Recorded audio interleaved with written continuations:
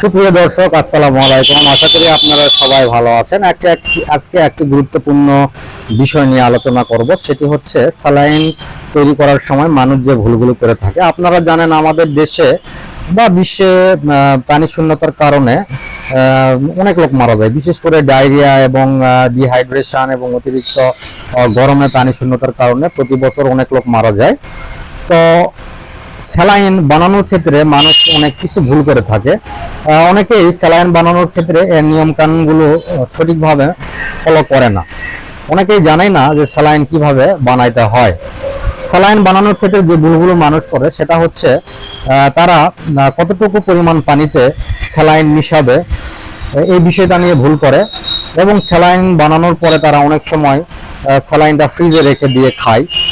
যদিও স্যালাইন খাওয়ার নিয়ম হচ্ছে 12 ঘন্টার মধ্যেই খেতে হবে, 12 ঘন্টা পরে স্যালাইন ফেলে দিতে হবে। অনেকে যেটা করে অর্ধেক পানিতে স্যালাইন বানায়, বিশেষ করে হাফ লিটারের কম পানিতে বা 1 লিটারের কম পানিতে স্যালাইন বানায়। এতে করে কি হয়, স্যালাইনে অল্প পরিমাণে পানিতে বানাইলে স্যালাইনের কনসেন্ট্রেশনটা বেশি থাকে।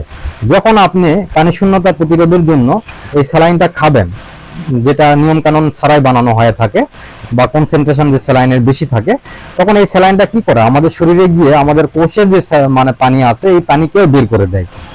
যার ফলে কি হয়, আপনি যেখানে পানি শূন্যতার জন্য স্যালাইন খাচ্ছেন তখন আপনার ডিহাইড্রেশনটা আরো বেড়ে যায়, অর্থাৎ পানি শূন্যতার পরিমাণটা আরো বেড়ে যায়। এর মূল কারণ হচ্ছে সঠিকভাবে যদি আপনি স্যালাইন না তৈরি করেন তাহলে আপনার শরীরে পানি শূন্যতা বেড়ে যাবে। আমাদের দেশে অনেক লোক জানেন না স্যালাইন কিভাবে বানাতে হয়। তো আপনাদের উচিত, যারা ফার্মেসি বিজনেস করেন বা যারা সাধারণ স্বাস্থ্য নিয়ে পড়াশোনা করেন, তারা মানুষকে সচেতন করবেন স্যালাইনের সঠিকভাবে বানানোর নিয়মটা নিয়ে, যেন তারা সঠিকভাবে স্যালাইন বানায়। স্যালাইনটা কি? স্যালাইন আসলে একটি লবণের একটা দ্রবণ। এখানে থাকে হচ্ছে পটাশিয়াম ক্লোরাইড, তারপরে হচ্ছে সোডিয়াম ক্লোরাইড এবং গ্লুকোজ। এগুলোর কম্বিনেশনে একটা দ্রবণ, এটি একটি মেডিসিন। কিন্তু কি হয়, আমরা এই মেডিসিনটা পানির মতো করে খাচ্ছি, কিন্তু হুটহাট করে তো খাওয়া যাবে না। এটা আপনাকে তখনই খেতে হবে যদি আপনার পানি শূন্যতা থাকে এবং সঠিক নিয়ম অনুযায়ী আপনাকে খেতে হবে। তো স্যালাইন খাওয়ার নিয়ম তো জানলেন। তো এখন কারা স্যালাইন খেতে পারবে না? যাদের প্রেশার বেশি আছে তারা অবশ্যই স্যালাইন খাবেন না ডাক্তারের পরামর্শ ছাড়াই। তাছাড়া যাদের ডায়াবেটিক্স আছে তাদের স্যালাইন খাওয়াটাও ক্ষতিকর। আর স্যালাইন বানানোর নিয়ম যেটা হচ্ছে, 1 লিটার পানি যদি আপনি নেন তাহলে অবশ্যই সেখানে 2 প্যাকেট স্যালাইন দিতে হবে। আর যদি হাফ লিটার নেন তাহলে অবশ্যই সেখানে 1 প্যাকেট দিতে হবে। এভাবে পরিমাণ মতো আপনাকে স্যালাইনটা তৈরি করতে হবে আর কি। তো অনেকের ব্লাড প্রেশার লো থাকে, তখন তারা কি করবেন? হ্যাঁ, তারা যাদের ব্লাড প্রেশার লো থাকে তারা আপনারা ডাক্তারের পরামর্শ করে আপনারা স্যালাইন দ্রবণ খেতে পারেন, তবে সঠিক নিয়মে খেতে হবে। পাশাপাশি ব্লাড প্রেশার যাতে বাড়ে, স্বাভাবিক হয়, সেই ক্ষেত্রে স্যালাইনের পাশাপাশি আপনি ইলেকট্রোলাইট ড্রিঙ্কসও খেতে পারেন।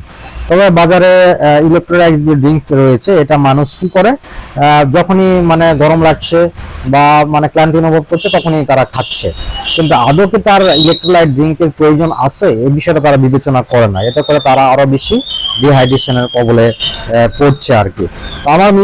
আমার ভিডিওর মূল উদ্দেশ্য হচ্ছে মানে সঠিকভাবে স্যালাইন যেন তৈরি করে মানুষ খায় সেই বার্তাটা দেওয়া। তো আশা করি স্যালাইন বানানোর ক্ষেত্রে অবশ্যই সতর্কতা অবলম্বন করবেন এবং যখন তখন পানির পরিবর্তে স্যালাইন খাবেন না। অনেকেই যেটা করে, স্যালাইনে আরো অনেক কিছু মিক্স করে, এটা আসলে মিক্স করা ঠিক না।